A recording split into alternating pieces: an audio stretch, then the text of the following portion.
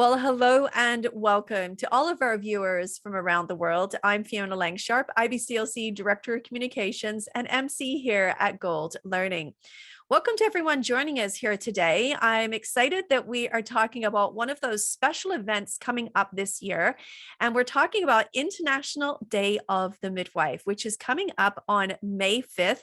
We will be celebrating this year with Jenny Patterson and, of course, all of you from around the world. So if you have an interest in the birth world, or if perhaps you're a midwife yourself, you're not going to want to miss this event. And it is an open access and free event to you and all of your colleagues and friends. So be sure to share it wide. You're not going to want to miss out. Now, you might be busy already on that day. I know May 5th is a wonderful day for many of you where you'll be advocating for yourselves, your profession, and for many of your families that you serve. So don't worry, we have it recorded. So we'll be recording it all for you so that you can come back and listen again. But you will need to register for the event in order to, of course, get the link sent to you in your emails. So be sure you want to head over to our website. Now you're going to head over to our Gold Learning website. All right. So goldlearning.com. There you'll find all the details about the latest events on the top banner coming up. And you can search for this as well, of course, with Jenny Patterson, International Day of the Midwife. Now, we don't want you to miss out. We've got everything on social media going right now in promoting this event. And of course, you can always reach us by email if you're interested in this event as well. We'll look forward to seeing many of you there. Well, let's chat with our very special guest here today, Dr. Jenny Patterson, who is going to be talking about secondary traumatic stress in midwives. We'll get into the topic in just a minute. But Jenny, please come on live now and tell us where you are in the world and what you're doing for your day-to-day profession right now. Hello, thank you, Fiona. Yes, I'm delighted to be here. I'm in Edinburgh in Scotland, in the UK. I've always lived in Edinburgh. This is my home. I am a midwife, but I'm currently teaching midwifery. So I work as a midwifery lecturer at Edinburgh Napier University. I've been a midwife for 14 years. I became a midwife after I had my family through the experience of birth and the experience of some of the wonderful midwives that cared for me. And so that's what I do now. Oh, that's amazing. Well, I know you and I have had this wonderful opportunity to get to know each other over the last few weeks as we've been working on this particular project. And I honestly, the first time I heard you, Jenny, I knew that you would be a wonderful presenter for this topic because every time now I hear you talk about it, your passion is really, I think it runs very deep in this particular area. So I want to talk just a little bit about, secondary traumatic stress in midwives, because you had just mentioned to me, we were chatting offline, but you mentioned to me how much research is actually available in this particular area now. So tell me, when you were, looking at this particular event and just in general, were you also surprised that there was so much research to back this up?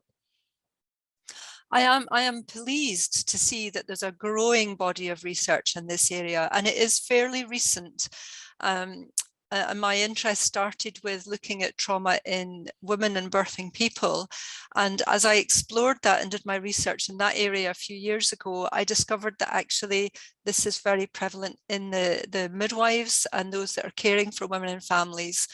And that actually that experience of trauma impacts on the way people can be with each other, and that in turn contributes to the trauma in the women and families. So there's a huge connection there. So it's very important to me. And I was delighted as I prepared this presentation to discover that there is, as I say, a very growing body of work that's showing us just how impactful it is on the midwives themselves and on how they're able to work in their role. And I'm totally astounded by the way in which so many midwives give at a very great cost to themselves, but continue to stand there and care for people.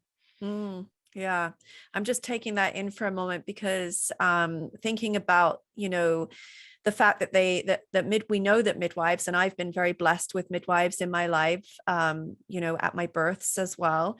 And the fact that they just give endlessly. And this is not necessarily because they know that this can be a detriment to them. Some of it has been learned but a lot of it is to do with the fact that they don't have the support or the resources in order to move things forward, or even have that moment in time to care for themselves. So this has now become habit for a lot of them, and we don't have those networks to take care of them. I mean, I'm going to ask this question. I know it's huge, Jenny, but what's the reason? Like, why is it that we still are in this place with our families and our midwives?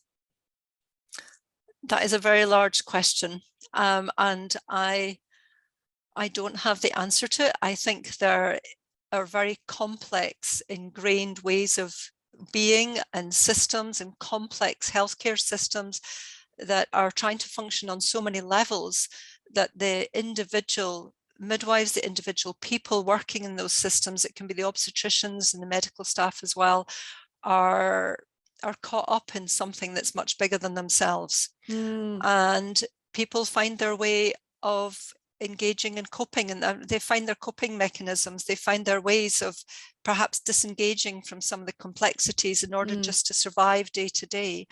And it's very challenging to fight against that. It's very difficult to raise those issues and to stand up against it.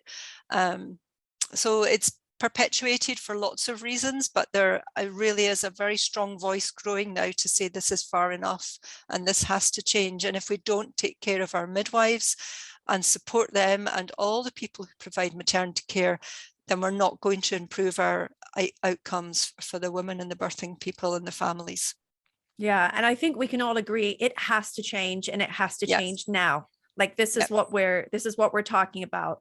And I know that there are folks talking about this. I know that you have support in this area.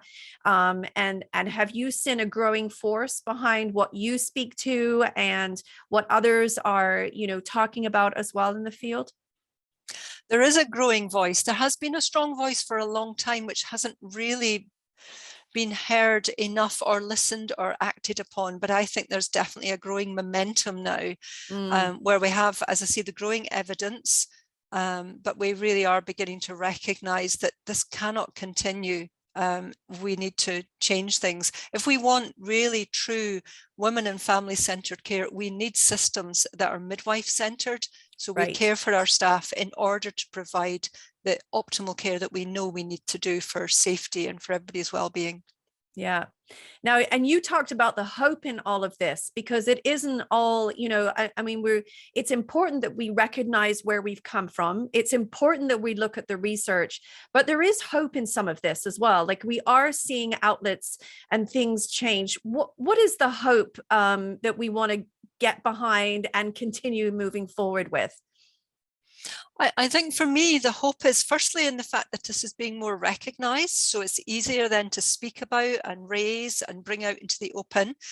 But as I'll talk about in the presentation, when people suffer trauma or stress or distress, for many, that's not the end of the road. That's the start of developing a strength and a positive way forward, and people grow so much from this, and we can see that happening. And we have loads of people now who are coming up, who are stronger, more capable, and really being a strong voice as advocates for their colleagues and for those they care for.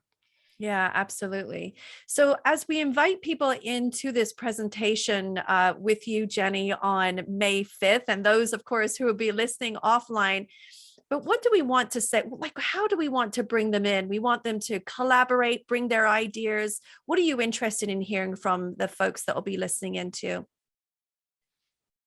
During the talk, I hope to give you a little moment to tell me, a couple of words about what your experience has been, what you need in order to transform your experience as a midwife and enable you to be the midwife you want to be, and what you might choose to do as you go forward. So I'm hoping that we can work through that and come out with a positive, aspirational view of how we take this forward from the International Day of the Midwife into the future. Absolutely. Thank you so much for that, Jenny. Yes. And I know inside scoop here, we've got some great collaborative questions that we've been working together on. And I know that you've put some really thoughtful elements into your presentation. And I'm looking forward to being there with you on the day and just being mindful of everyone's, hopes and desires to really see the change, because we're working in the change right now. But seeing it into the future is going to be so important. I know you work with students as well, Jenny, and I'm sure, you have this platform now to share some of your concerns and help change the generations moving forward. So that's wonderful. Thank you so much for being with us here today. Well, thank you very much. It's an honor to have this opportunity. Yeah, well, we'll look forward to having you back, of course, on May 5th, talking about International Day of the Midwife. And remember, to all of our folks listening in, you can go to our website right now at goldlearning.com and check out all the information for this presentation. Don't forget to register for the event. You can listen to it live and you can listen to it offline in the recorded version as well. But we will look forward to, no matter where you are in the world that day, celebrating International Day of the Midwife. Thank you once again to Dr. Jenny Patterson for being with us here today. And of course, to all of you, our viewers, have a wonderful rest of your day, everyone. Bye-bye for now.